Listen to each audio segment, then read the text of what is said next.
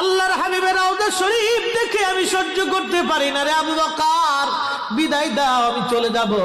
চলে গেলেন নবীর পাগল।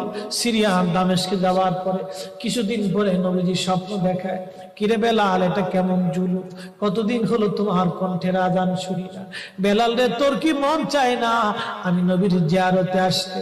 বেলাল আয়, আমি নবীর জিয়ারতে আয় রে বেলাল আয়, কতদিন হলো তোমার কণ্ঠের আজান শুনি না।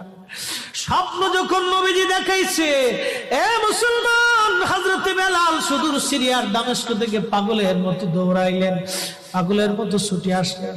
যখন মদিনাতে আসলেন তখন তাহাজ্জুদের সময় চলতেছিল। তাহাজ্জুদের সময় চলার সময় হযরত বেলাল রাদিয়াল্লাহু আনহু কাঠের জালি দিয়ে তখন রওজা শরীফ ঘিরে রাখা ছিল। ওই জালির পাশে বসে বসে জালির সঙ্গে মাথা ঠেকাইয়া নবীর পাগল বসে বসে গুনগুন গুনগুন করে কাঁদে আর বলে,